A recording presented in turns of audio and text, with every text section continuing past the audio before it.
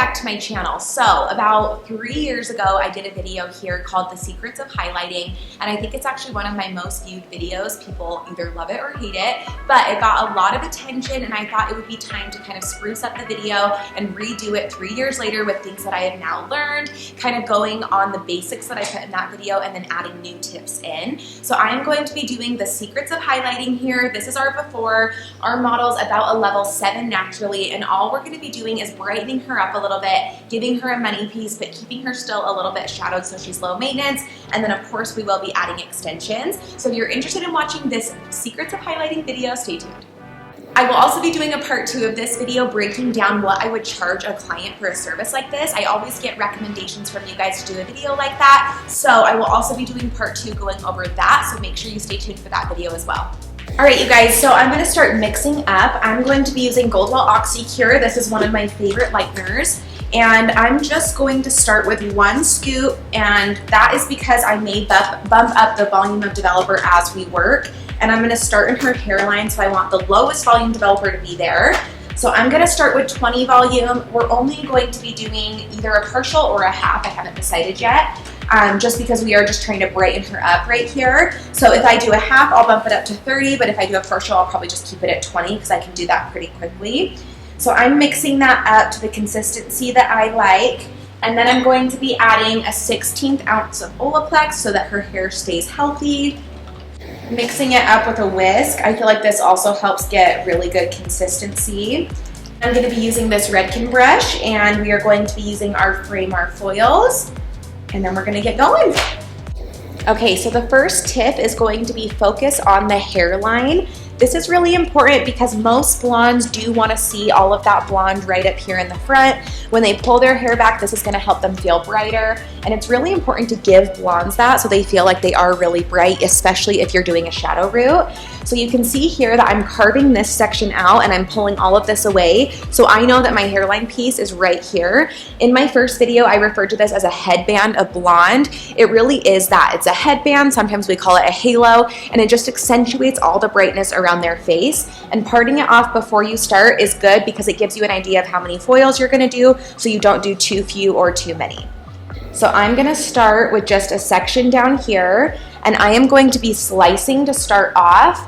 And I'm doing this because I want maximum brightness around the face.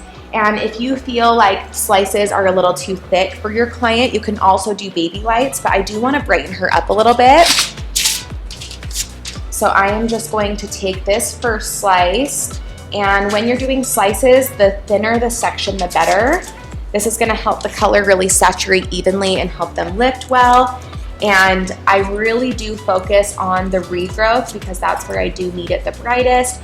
And then usually I'll just kind of feather it down through the ends if needed. If they're already pretty bright, then you don't need to do that because you definitely want to keep the health of their hair in mind. Usually around the hairline is where blondes are a little more fragile and they generally have more breakage. So you do have to be careful in this area and make sure that you're not pushing it. I am starting here because we started with the lowest developer, and then that way I can watch these foils closely and check on them, and I can pull them if they are done before I'm done highlighting. So that's why I'm starting up front for this client. Also, a lot of blondes tend to have spray tan or makeup in this area because it's right next to their face. I know that was a problem for me when I was blonde, and not gonna lie, it's part of the reason I went brunette because it was such a pain.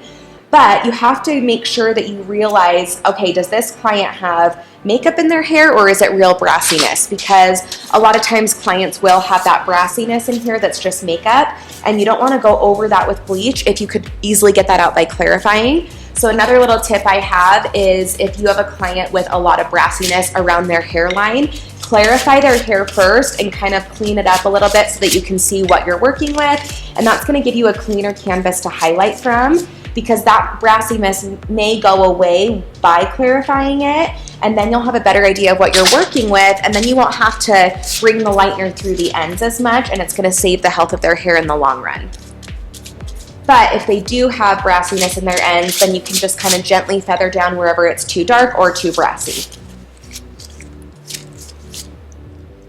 So you guys can see that as I am doing this section, I'm just kind of bricklaying and slowly working my way up to the front of the head. and I am doing all slices right here.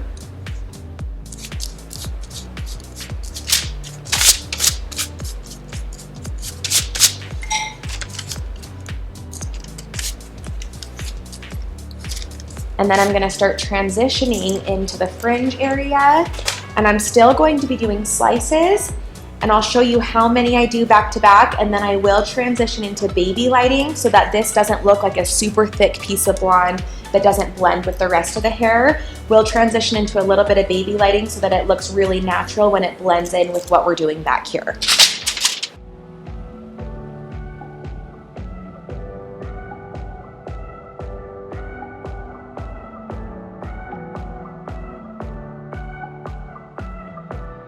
She does have some shorter pieces up here that are a little more fragile, so I'm definitely making sure that I'm focusing on the regrowth for the most part, and then I'm just gonna feather a little bit if she needs it right here. But I'm gonna be checking these foils constantly just to make sure it doesn't stay on too long, because we definitely don't want to do anything that will damage these pieces further, and that's why we have 20 volume with Olaplex, so we can keep it healthy while it's processing.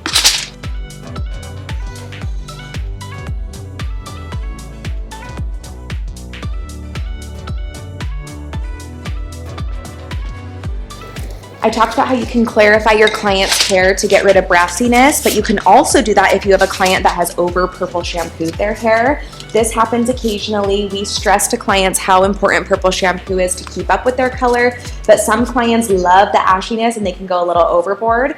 And if that happens, sometimes you'll have the regrowth, yellow banding, and then gray ends. So clarifying the hair to kind of even it out before highlighting is also really helpful for clients like that.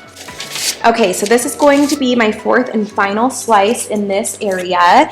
This is her more dominant side that she parts on, so I am doing 4. On the other side, I only did 3 because she has less hair on that side. But if they part in the middle, then I would just do the same amount of foils on either side with this technique. Okay, so now that I'm done with the slicing, I am going to transition into some baby lighting.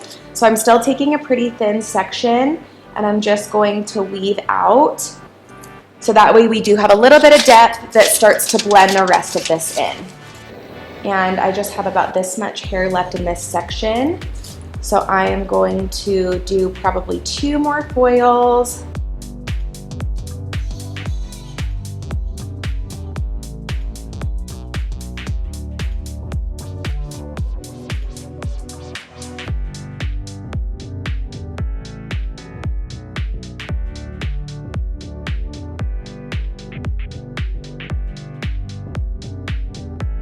So this is what our headband of blonde looks like. So I have all these foils in for a really great hairline, and now I'm gonna work into the interior of the hair and work on the next tip for you guys.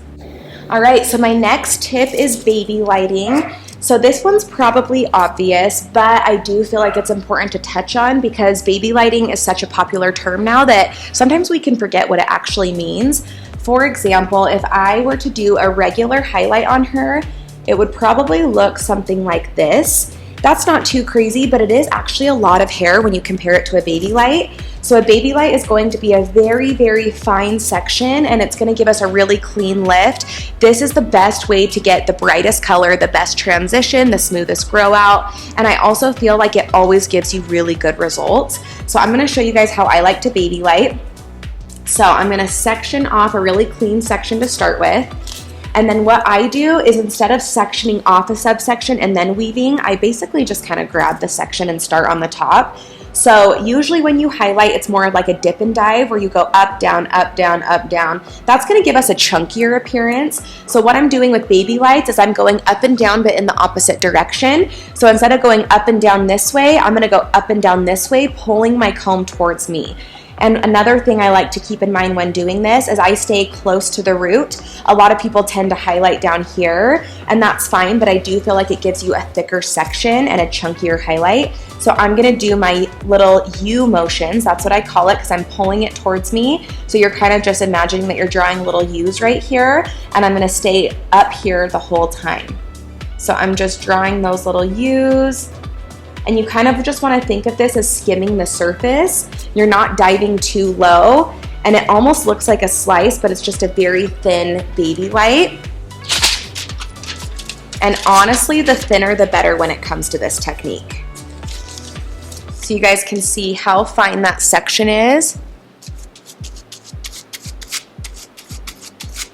And I am using that same 20 volume right here.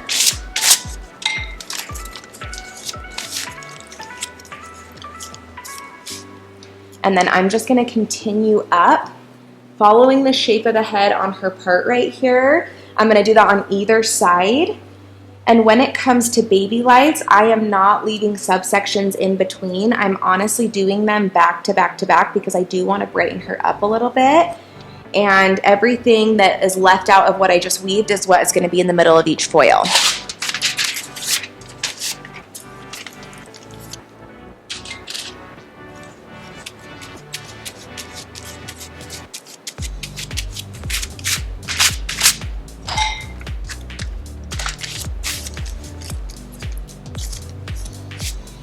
Okay, so another little secret that I have is teasing out the ends. This one will help give your client a brighter pop towards the ends of their hair. It's gonna give them a little more contrast, and who doesn't want brighter ends? Honestly, every blonde could benefit from this. So what I'm gonna do is I take a section about this wide, I'm gonna back comb a little bit, and then depending on how thick this section is, you could take it as a full slice and just do that. But typically I just like to highlight on top of that section so that I have even less hair in there, because then this is gonna process even better. If you do a full slice right here, sometimes it can lift a little too warm. And then the key is gonna be back combing and then feathering into that back comb like this, so that you don't have any harsh lines when doing this technique. And a lot of times when I'm back combing, it's after I have fully foiled that section, then I'm gonna back comb, tease, highlight, and then since I'm doing it after, I usually bump up the developer so that it can process and play catch up to match the rest of this. So since I used 20 volume in the foils, I would do 30 volume in these teased ends. And it's really random. I'm not doing every single dropout. I'm just kind of visualizing where I want it to be brighter, and that's where a foil's gonna go.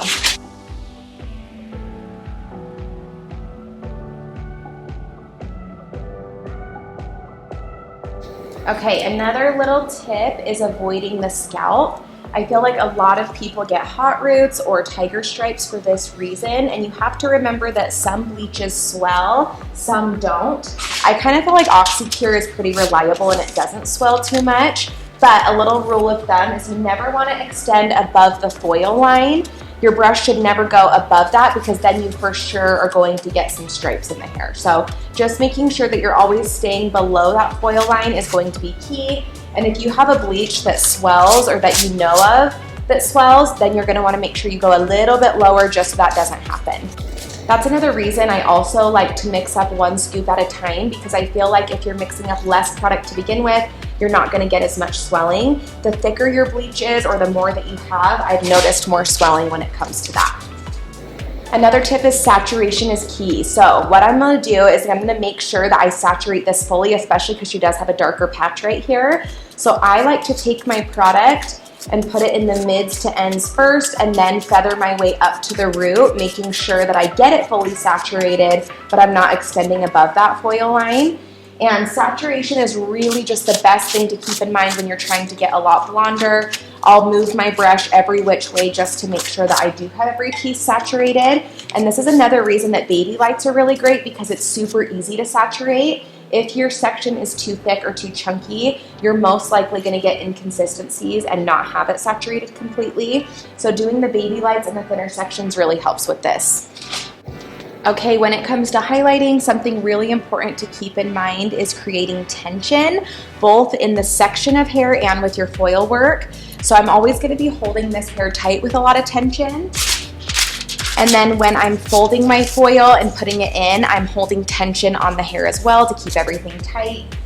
And just putting that tension on everything is gonna make sure it stays in place, it doesn't slip down. That's another thing that can cause tiger stripes. And it just makes your job a lot easier. So holding tight tension is always a really good sign of a good foiler.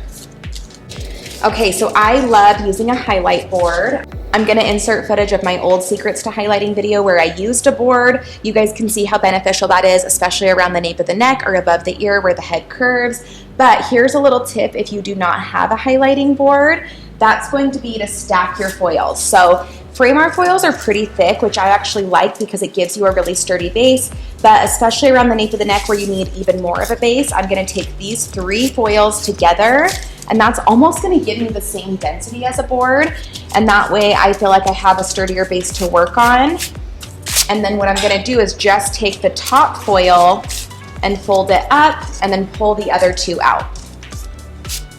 Okay, another thing you want to make sure you do is always highlight on an angle to follow the shape of the head. This is really important because everyone's head is round and you want to make sure your foils mimic that shape so that everything lays really naturally. So for example, down here, I'm going to start on an angle because her head does curve. This is where using a highlight board would really come in handy. But then again, if you don't have one, like I said before, you can use a few different foils stacked on top of each other, and that's going to give you a really helpful base for highlighting down here.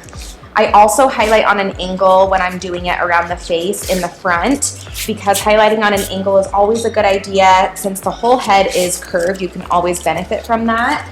And I feel like it also helps it just lay naturally. It looks better. And I don't know, I just feel like that's always been a really helpful thing for me with my highlights. And keep in mind that no 2 clients are the same. You're going to have to do different highlighting patterns for each client, but doing an angle on every client for the most part is pretty universal. And I'm doing a partial on this client, but I am just adding a few foils underneath here to brighten this area up. And I'm not doing them as stacked on top of each other, but I am still doing baby lights. So I'm probably just gonna do like 3 on each side and then just a few up the middle as well.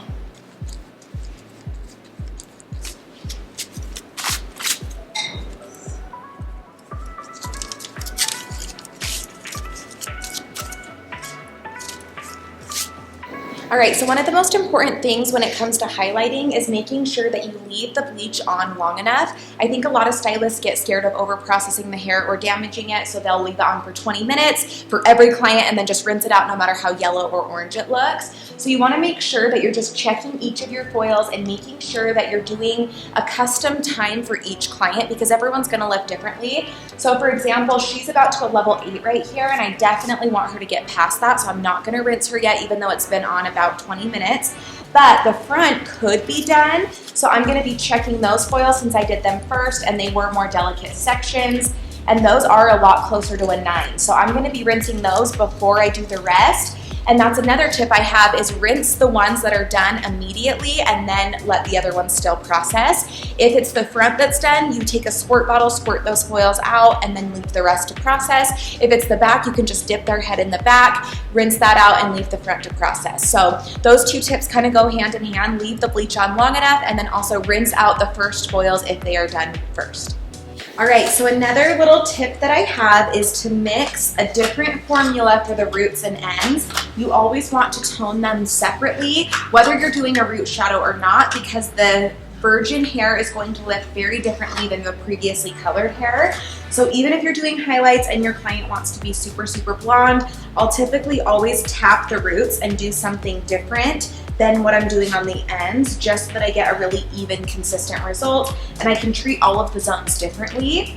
For this client though, we are going to be just doing a slight shadow, so I am going to mix up Goldwell Color Rounds 8N, 7NA, and I'm doing this because it matches her natural base pretty well, which is actually one of my other tips.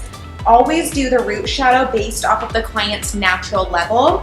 If you go a little bit too light, like let's say they're like a 5 naturally and you tone them with an 8 up here, it's gonna fade out brassy and it's not gonna hold on as well or look as natural when it grows in. So you always wanna match their natural level or at least stay within one level of their natural. This is gonna give you the most consistent results and also look the most naturally, and it's gonna give you the ability to have them come in less often because it's gonna look the best when it grows out this way. So this is what I'm doing here, is I am just mixing up the 8N, 7, and 8 equal parts, and we are going to be using this for her shadow, and then we're gonna mix up something differently for her ends. All right, and for her ends, I'm mixing up a little bit of 9NB and then a little bit of 10P. And I'm gonna do this equal parts with processing solution And the reason I'm doing this is the P is going to give us an ashy tone, which is what we want, but her hair is a little bit too silver in certain areas because she was like an on the scalp lightener with like a gray tone before. So the NV is just gonna help neutralize those pieces so that it doesn't go too ashy.